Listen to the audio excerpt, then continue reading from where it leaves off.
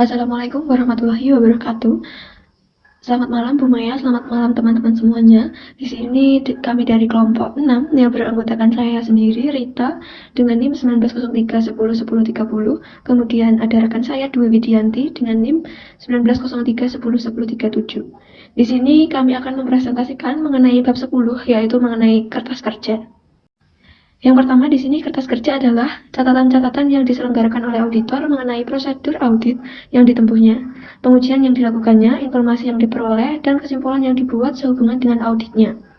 Contoh kertas kerja: catatan memo, hasil analisa jawaban konfirmasi, client representation letter, kemudian komentar yang dibuat atau didapat oleh akuntan pemeriksa, kemudian tembusan atau kopi dari dokumen penting dari suatu daftar baik yang diperoleh ataupun yang didapat dari klien dan diverifikasi oleh akuntan. Kemudian kertas kerja dapat berasal dari yang pertama klien, kemudian dari hasil analisis auditor, kemudian bisa dari pihak ketiga yang independen.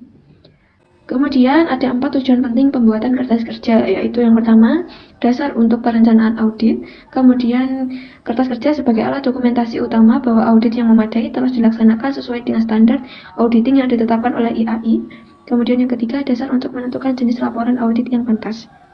Kemudian yang keempat, dasar untuk penelaah oleh penyelia dan partner. Kemudian selanjutnya, isi kertas kerja audit. Yang pertama, pemeriksaan telah direncanakan dan disupervisi dengan baik yang menunjukkan dilaksanakan standar pekerjaan lapangan yang pertama. Kemudian yang kedua, pemahaman yang memadai atas struktur pengendalian internal telah diperoleh untuk merencanakan audit dan menentukan sifat, saat, dan lingkup pengujian yang telah dilakukan.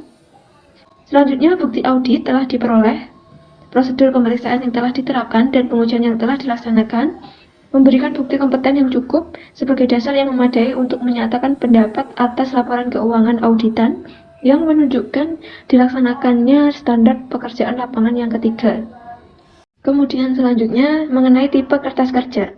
Yang pertama, audit program. Audit program atau program pemeriksaan merupakan daftar prosedur pengauditan untuk seluruh pemeriksaan elemen tertentu. Kemudian, working trial balance merupakan suatu daftar yang membuat saldo dari seluruh rekening buku besar pada akhir tahun yang diperiksa dari akhir tahun sebelumnya. Kemudian, summary of adjustment journal entries. Ringkasan ini merupakan daftar yang berisikan jurnal-jurnal koreksi yang diusulkan kepada klien yang diperoleh selama pemeriksaan berlangsung.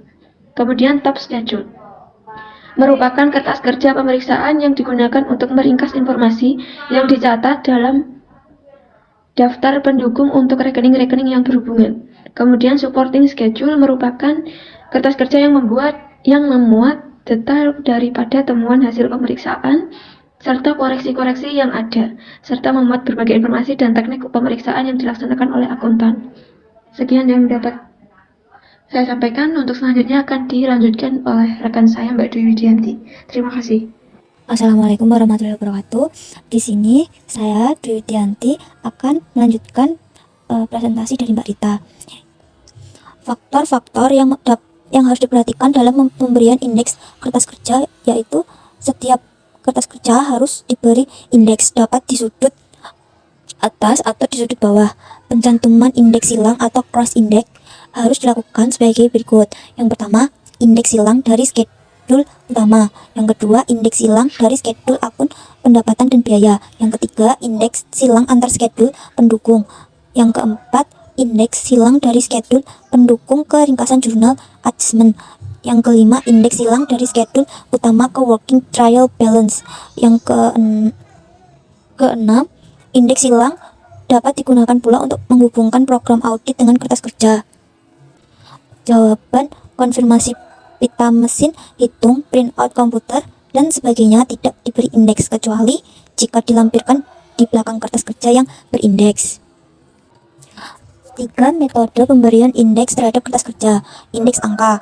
Kertas kerja utama dan schedule utama diberi indeks dengan angka, sedangkan schedule pendukung diberi subindeks dengan mencantumkan nomor kode schedule utama yang diberikan. Contoh, 6 schedule utama kas, 6 strip 1 kas di bank, 6 strip 2 konfirmasi bank, 6 strip 3 kas kecil, 7 schedule utama piutang usaha dan piutang wesel, 7 strip 1 piutang usaha, 7 strip 2 piutang wesel, 7 strip 3 konfirmasi piutang usaha. 7 strip 4 cadangan kerugian piutang usaha. Indeks kombinasi angka dan huruf. Kertas kerja utama dan skedul utama diberi kode huruf, sedangkan skedul pendukungnya diberi kombinasi huruf dan angka. Contoh, A skedul utama kas, A strip 1 kas dan bank, A strip 2 konfirmasi bank, A strip 3 dana kas kecil. Indeks angka berurutan. Kertas kerja diberi angka yang berurutan. Contoh, skedul utama kas, kas dan bank, konfirmasi bank, dana kas kecil. Pengarsipan dan kepemilikan kertas kerja audit. Pengarsipan kertas kerja audit. Auditor biasanya menyelenggarakan 2 macam arsip kertas kerja untuk setiap kliennya. Yang pertama, arsip audit tahunan untuk setiap audit yang telah selesai dilakukan, yang disebut arsip kini atau current file, contoh kertas kerja. Yang kedua, arsip permanen atau permanent file untuk data yang secara relatif tidak mengalami perubahan, contoh anggaran dasar, pedoman akun. Yang kepemilikan kertas kerja audit. Yang pertama, kertas kerja audit akuntan yang disusun selama pelaksanaan audit, baik yang disusun oleh auditor sendiri maupun yang disusunkan oleh klien untuk auditor adalah milik auditor atau akuntan publik. Oleh karena itu, semua kertas kerja tersebut harus disimpan oleh auditor dengan sebaik-baiknya, dalam arti disimpan secara teratur sesuai dengan urutan yang logis. Demikian yang kelompok kami sampaikan, kurang lebihnya kami mohon maaf. Wassalamualaikum warahmatullahi wabarakatuh.